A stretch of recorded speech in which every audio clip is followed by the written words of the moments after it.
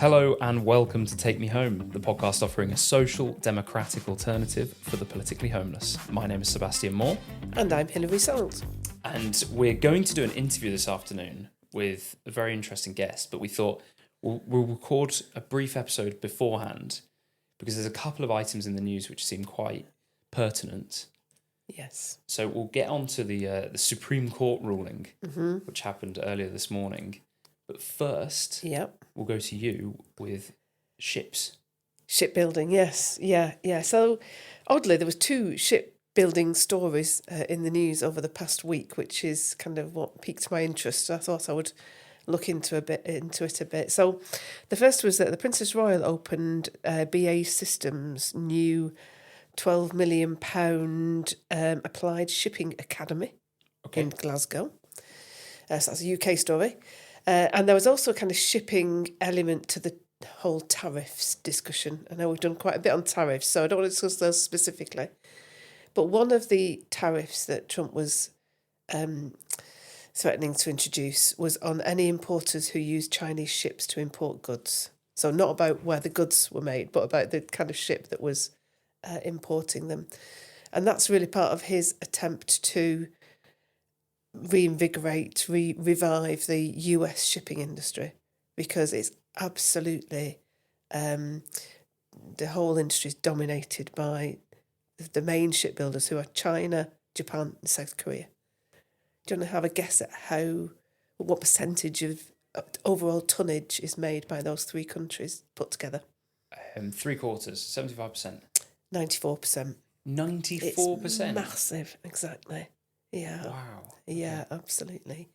That almost seems hard to believe, actually. Only 6% of tonnage. the total tonnage of ships built in the world is outside of Japan, South Korea, and China. That's right. Wow. Yeah, Okay. It's phenomenal, isn't it? Yeah.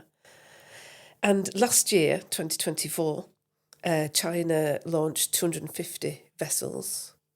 America launched 10? 5. Oh my goodness. Yeah. This is the American Navy.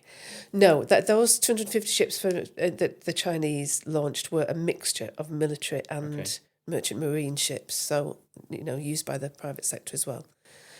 So, in fact, there was a really startling statistic that the number of ships, or the tonnage of ships that China built last year, is more than the whole of the tonnage that America has built since 1945.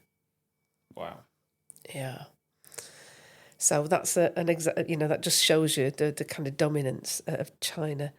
The thing that America is worried about, I think particularly, is Chinese warships now outnumber US warships, 236 to 219. We talked a little bit about that. Do you remember when we talked about Greenland? Yes. Yeah. The US has been more dominant in submarine building, but China has now learnt a lot from the Russians on submarine building, so it's now starting to catch up to the US on that as well. So this is all behind Trump's worry about the US shipbuilding industry. I mentioned he's trying to revive it. One of the things they want to do is to work quite closely with South Korea to do kind of refits and repairs on US shipping, so that the US shipyards can concentrate on new vessels. A really big issue for them is that there is a big lack of know-how and skills in the American workforce to be able to do shipbuilding anymore, which kind of led me right back round to that other story about the academy in Glasgow, because it seems like we have also in the UK we've also lost a lot of our experience and ability on shipbuilding. Obviously, they always used to say Britain was built on its navy, didn't they? So it was always very important to us.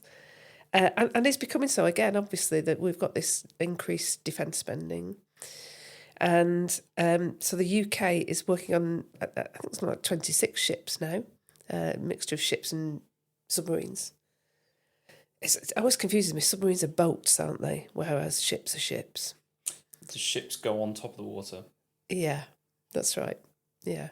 I don't know why submarines are You boats. can tell we're not seafarers. Absolutely. Yeah. So they're building a lot of these military vessels in Scotland on the Clyde, also in Belfast. Have you been to Belfast? I've not. Okay. No. So there's two big cranes. I don't know what they're called cranes, but two big structures that dominate the skyline in Belfast, and they're the Harland and Wolff shipbuilding cranes. They're yellow. They're very, iconic, really. Harland and Wolff effectively went into receivership quite recently and was taken over by Navantia, which is the Spanish state-owned shipbuilding business. So they've set up a UK subsidiary which now owns Harland and Wolff, and they are building as well some of these new military vessels. So it looks like there's a bit of a resurgence of British shipbuilding, at least in the military arena. Okay, but foreign state-owned companies getting involved. Yes, certainly from the Harland and Wolff angle, Yeah. but BAE Systems, are the people doing things on the Clyde. Yeah. We are doing a small number of private sector ships, mainly ferries. Again, we've talked about ferries before, haven't we? Yeah, the Calmac ferries. The in Calmac Scotland. Yeah. ferries, exactly. So there's still more of those being built. There's a couple more of those being built. And they were built by Ferguson Shipyard. That's in right. Scotland. Yeah. Yeah. And there's a new Mersey ferry being built as well by Camel Laird in Birkenhead, so not too far away from us. Broad guess at how many people are employed in shipbuilding in the UK? Wow. That's a question I never thought I'd get asked, No. actually. 6,000. 40,000. About 40,000, a bit more. okay. Yeah. So it's... So we do still have an industry around shipbuilding. And it looks like it is, making a little bit of a comeback. So that feels like a good step. It feels to me that this increased defence spending, if we can just spread it out amongst everything, it won't go very far. And I wonder whether it is time for us to kind of concentrate on our Navy. Because we've seen in lots of situations, military situations recently, and that's what was needed. Mm-hmm. So maybe we forget doing some other things and concentrate a bit more on the Navy. Yeah, I think you're right. The decisions need to be made, strategic decisions around which of our armed forces we prioritise. Yeah.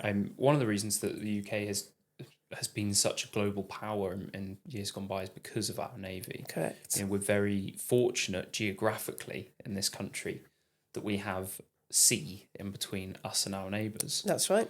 Of course, excluding the island of Ireland. But that has helped us kind of dominate globally, certainly in terms of our Navy. Yeah. And it feels to me as if any country is going to be a leader in shipbuilding, why not the UK? Absolutely. We have been in the past. Yeah. And of course, it's quite pertinent at the moment because yesterday was the anniversary of the Titanic. Oh, was it? Sinking, yeah. Oh, I didn't know And that. that, of course, was built in by. Belfast, wasn't it? That's right. Exactly. Yeah. It was, yeah. Yeah.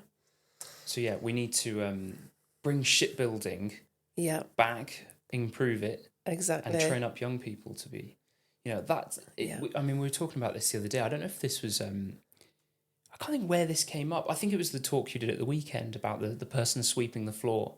Oh, yes, putting a man on the moon. Yeah, at NASA saying, what are you doing? I'm putting a man on the moon. Yeah.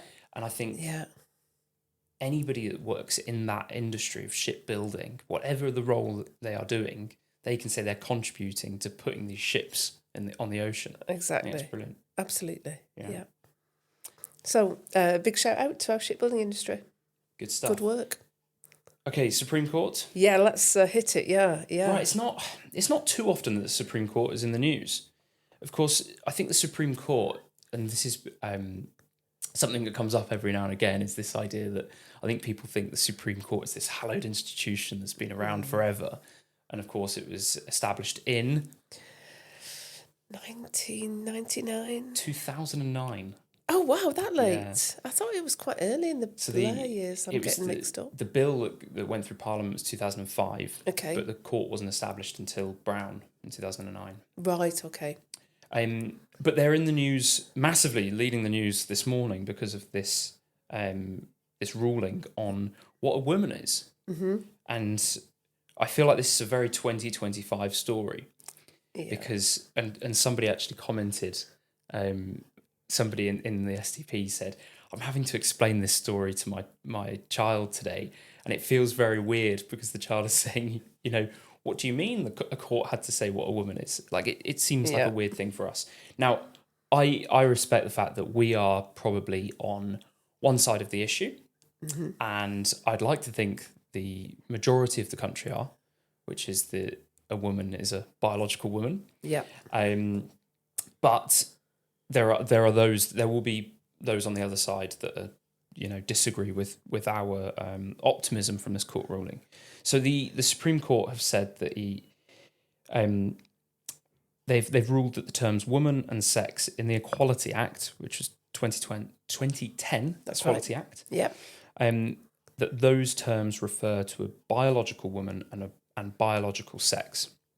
Now, trans rights groups have come out and said we shouldn't be too concerned, and they've tried to downplay some of the worries that they think their followers, members will have by saying that the Equality Act still has protections for people that have undergone gender reassignment, because that's one of the protected characteristics.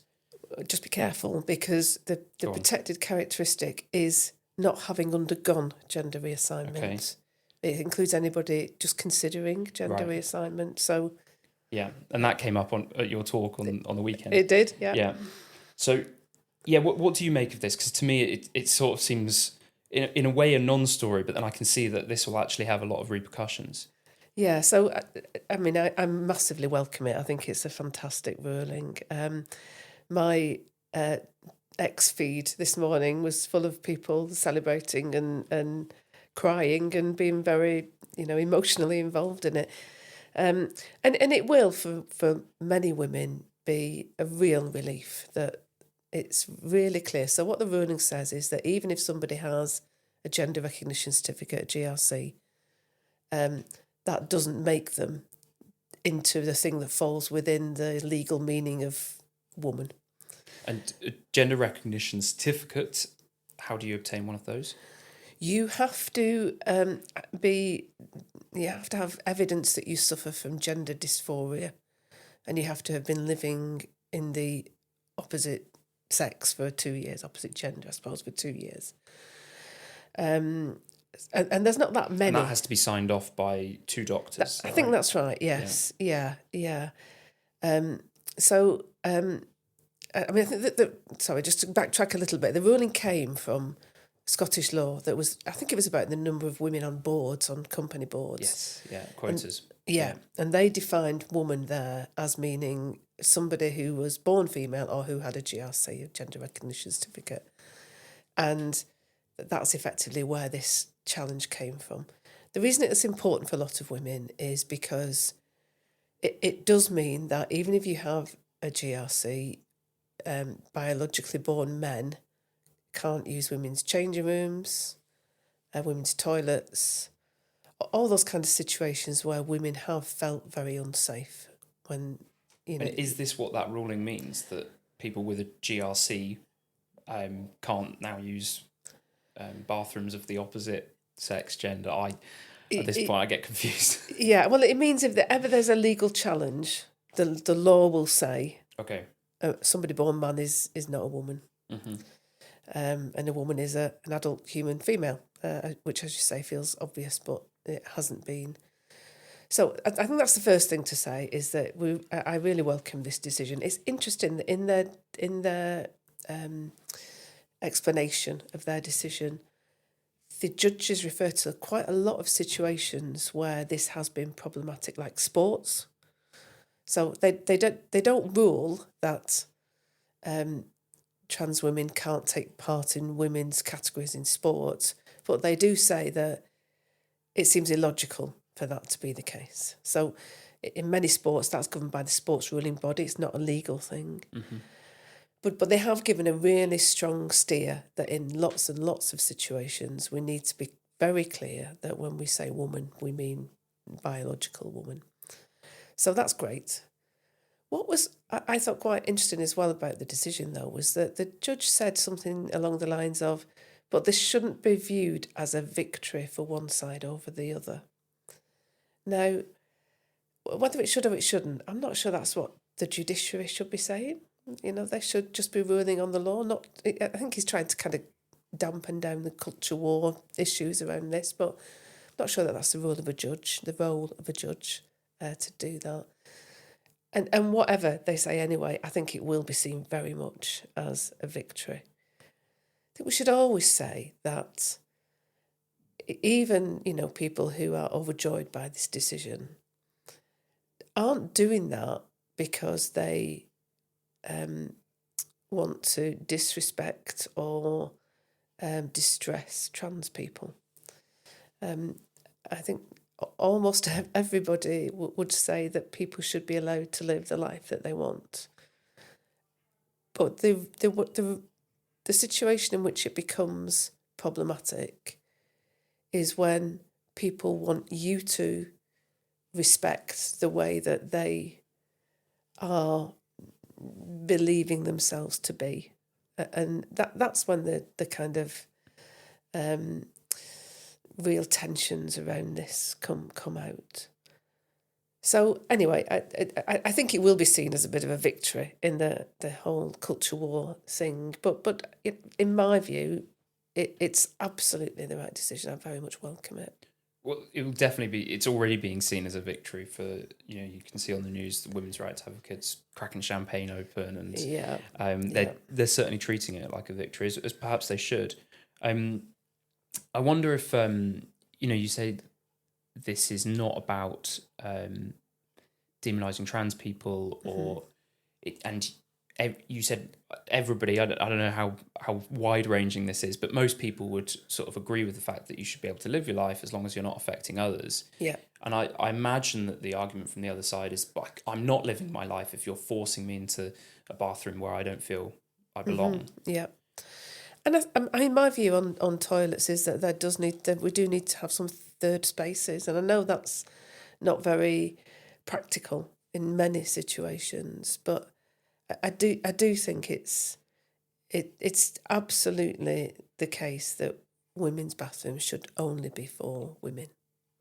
And women, as we found out today, means biological women. Adult human females. Yeah. Who'd have thought it? There you go. Okay. So, that's our news item. Yeah. Nice short episode. Yeah. But we'll get ready for our interview with our guest this afternoon. That's right. Which you'll be able to see, shortly after this episode goes out. Yeah. So have a look out for that. As always, like, share, subscribe to the show.